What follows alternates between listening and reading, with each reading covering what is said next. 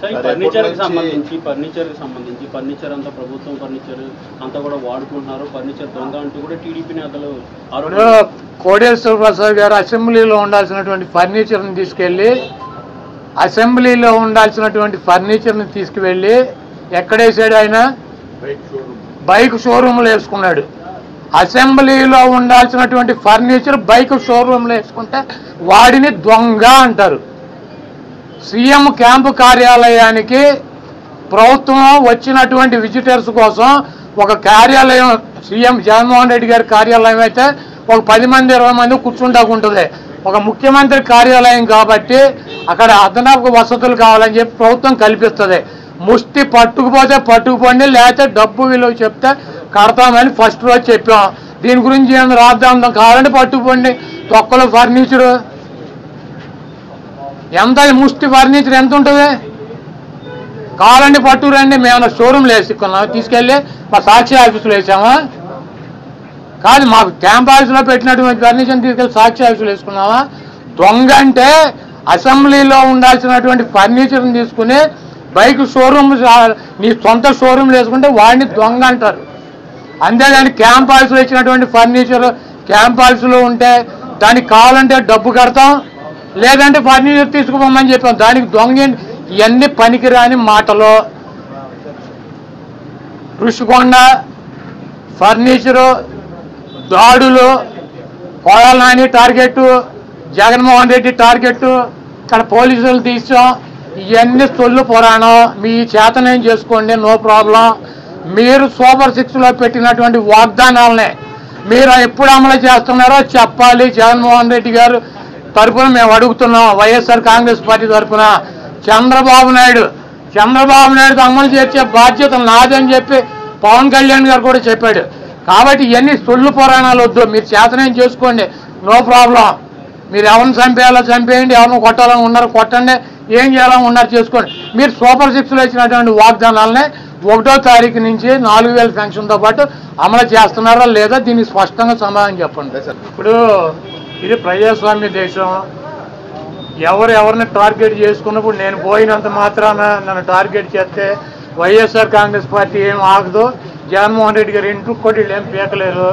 నన్ను కాదు, జగన్మోహన్ రెడ్డి గారినే టార్గెట్ చేస్తారు. ఇక్కడ మీరున్న సెక్యూరిటీ అంతా తీసేసి, గన్మెన్లను తీసేసి, ఇంకా 15 రోజులు ఎలక్షన్ జరగలేదు, కమిటీ సిఫార్సులు రాలేదు, ఇక్కడ మొత్తం అంతా కూడా సెక్యూరిటీ తీసేశారు కదా. తీసేసి ఎల్లో మీడియా కెమెరాలు పట్టుకొచ్చి జగన్మోహన్ రెడ్డి గారి ఇంట్లోకి ఎట్టేళ్ళాలి, గోడకు ఎట్టేళ్ళాలి, ఇవన్నీ కూడా వాళ్ళే చూపిస్తున్నారు. కాబట్టి ఇక్కడ టార్గెట్ ఎవరు దొరికితే ఆ టార్గెట్. ఇటువంటి వాటికి భయపడే ప్రసక్తి లేదు. ఎవడెవడికి టార్గెట్, ఎవడెవడి చేతులు ఏం రాసి ఉందో అవన్నీ పైన ఉన్నటువంటి భగవంతుడు నిర్ణయిస్తాడు. ఎవరి టార్గెట్లు ఎవరికి ఏమవుతుందో చూద్దాం రాబోయే రోజుల్లో. అదేవిధంగా పర్యాటక కేంద్రంలో కట్టినటువంటి భవనాలనే ఈ సిగ్గు ఎగ్గు లేనటువంటి తెలుగుదేశం పార్టీ, ఈ సిగ్గు ఎగ్గు లేనటువంటి ఎల్లో మీడియా అది జగన్మోహన్ రెడ్డి గారి నివాసం అని చెప్పి చూపిస్తున్నారు 3 రోజుల నుంచి. వెళ్ళి జగన్మోహన్ రెడ్డి గారు అక్కడ నివాసం ఉన్నాడా? జగన్మోహన్ రెడ్డి గారు 2014 నుంచి 19 దాకా ప్రతిపక్ష నాయకుడిగా ఉన్నాడు. ఆయన కార్యాలయం లోటస్ పాండ్, ఇల్లు లోటస్ పాండ్. ఆయన లోటస్ పాండ్ హైదరాబాద్ నుంచే ప్రతిపక్ష నాయకుడికి ఉన్న 5 సంవత్సరాలు నడిపాడు. ముఖ్యమంత్రి అయిన తర్వాత 5 సంవత్సరాలు ఈ తాడేపల్లిలో ఉన్నటువంటి ఇల్లు క్యాంప్ ఆఫీస్ ఇక్కడి నుంచే నడిపాడు. ఆయన కార్యాలయాన్ని కానీ ఇంటిని కానీ. జగన్మోహన్ రెడ్డి గారి రక్తంలో లేదు. ప్రభుత్వం కట్టించినటువంటి ఇళ్లలో ఉండటం కానీ, ప్రభుత్వం కట్టించినటువంటి గెస్ట్ హౌస్లో ఉండేటువంటి కర్మ జగన్మోహన్ రెడ్డి గారికి పట్టల. జగన్మోహన్ రెడ్డి గారు వైజాగ్లో సొంత ఇల్లు కట్టుకున్నాక అక్కడ షిఫ్ట్ అవుతాడు. అంతేగాని టూరిజం ప్లేస్లో కట్టినటువంటి ఆ హౌస్లో జగన్మోహన్ రెడ్డి గారు వెళ్తాడని చెప్పి ఎవరు చెప్పాడు వీళ్ళకి, వెధవులకే? అది జగన్మోహన్ రెడ్డి గారి కోసం కట్టించుకున్నటువంటి ఇల్లు అని చెప్పి రకరకాలైనటువంటి కథనాలు రాస్తున్నారు.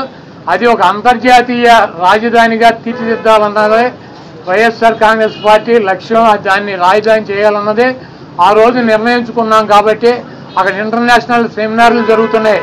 అనేక మంది ఇంటర్నేషనల్ సంబంధించినటువంటి దేశ విదేశాల నుంచి అనేక మంది పారిశ్రామికవేత్తలు వస్తున్నారు. కనీసం వాళ్ళకి సౌకర్యం ఉండటానికి అవకాశం లేనటువంటి పరిస్థితి ఉంది. కాబట్టి ఉత్తరాంధ్రలో ఉద్దానంలో ఉద్దానంలో దాదాపు 700 కోట్ల రూపాయలు పెట్టి హాస్పిటల్ కట్టించారు కిడ్నీ పేషెంట్ల కోసం అని చెప్పి.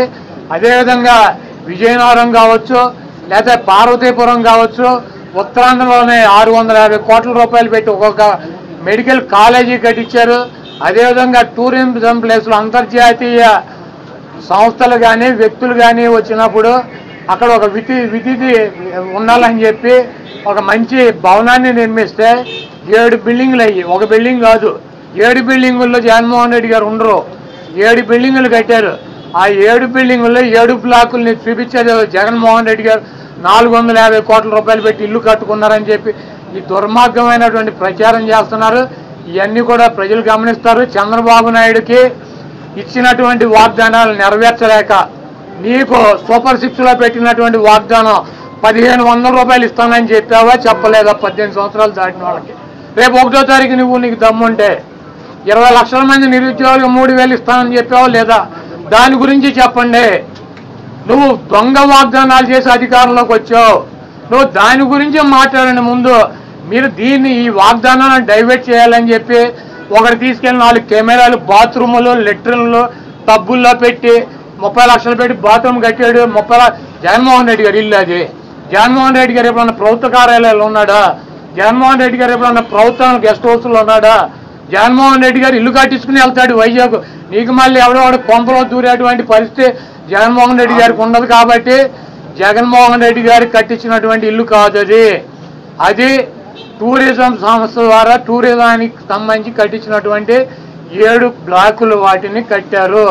వాటికి 400 కోట్ల రూపాయలు ఖర్చు పెట్టి అంతర్జాతీయ సెమినార్లు పెట్టినప్పుడు రాష్ట్రపతితో ప్రధానమంత్రి ఈ రాష్ట్రానికి రాజధాని కాబట్టి అది విఐపీలు వచ్చినప్పుడు అక్కడ వసతి గృహాలు ఉండాలని చెప్పి వాటిని అంతర్జాతీయ స్థాయిలో నిర్మించారు తప్పించి అది జగన్మోహన్ రెడ్డి గారి కోసం కట్టినటువంటి ఇల్లు కాదు.